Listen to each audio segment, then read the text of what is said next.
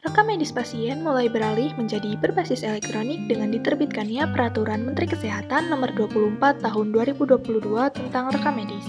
Melalui kebijakan ini, fasilitas pelayanan kesehatan diwajibkan menjalankan sistem pencatatan riwayat medis pasien secara elektronik. Proses transisi dilakukan sampai paling lambat 31 Desember 2023. Penerapan rekam medis manual menjadi rekam medis elektronik tentu saja memiliki perbedaan dan akan menciptakan perubahan yang besar. Saya, Amelia Salsabila dari Universitas Duta Bangsa Surakarta akan memberikan sedikit edukasi terkait penerapan rekam medis elektronik. Jadi, apa sih definisi dari rekam medis dan rekam medis elektronik menurut Peraturan Menteri Kesehatan Nomor 24 Tahun 2022? Rekam medis adalah dokumen yang berisikan data identitas pasien, pemeriksaan, pengobatan, tindakan, dan pelayanan lain yang telah diberikan kepada pasien.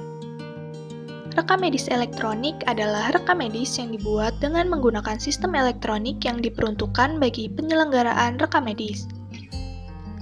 Definisinya sih keren, tapi apakah rekam medis elektronik ada manfaatnya? Wah, ada dong. Manfaat penerapan rekam medis elektronik. Pencatatan dan pencarian rekam medis pasien menjadi lebih mudah. Biaya pengeluaran Fasiankes menjadi lebih hemat. Semua tulisan pekerja medis lebih terbaca. Tidak ada kesalahan dalam pemberian data rekam medis ke pasien. Keamanan rekam medis menjadi lebih terjamin. Wait, apa nih? Wah, ada hambatan.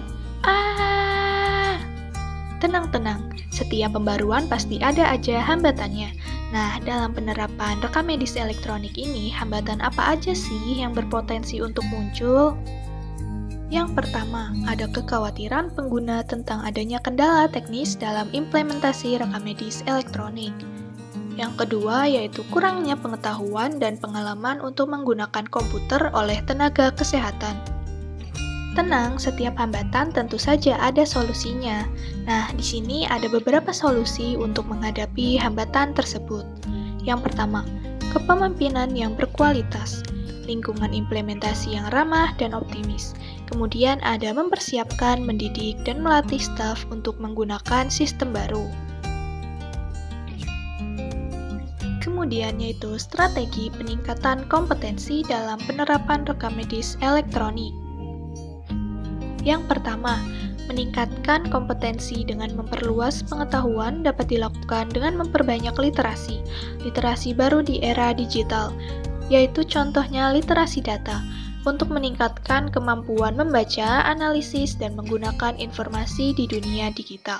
Literasi teknologi, yaitu untuk memahami cara kerja mesin dan aplikasi teknologi. Terakhir ada literasi human, meningkatkan keterampilan kepemimpinan, karakter, bisa bekerja dalam tim dan berkolaborasi, mampu membangun relasi, berempati, kelincahan dan kematangan berbudaya, inovasi, kreativitas, dan entrepreneurship. Kemudian, jangan pernah berhenti berinovasi, memanfaatkan teknologi digital, dan ciptakan sikap customer-oriented. Kalian mungkin bertanya-tanya tentang retensi atau pemusnahan dokumen rekam medis elektronik. Di sini saya akan menjelaskan beberapa retensi atau pemusnahan yang dapat dilakukan dalam pemusnahan dokumen rekam medis elektronik. Yang pertama, pemusnahan fisik, yaitu proses menghancurkan perangkat keras seperti hard disk yang digunakan untuk menyimpan data rekam medis elektronik. Nomor 2, pemusnahan digital, yaitu proses menghapus data rekam medis elektronik secara digital, seperti menghapus data dengan software tertentu. Yang terakhir yaitu enkripsi, proses mengenkripsi data rekam medis elektronik sebelum dihapus, sehingga data tidak dapat dibaca tanpa kunci dekripsi.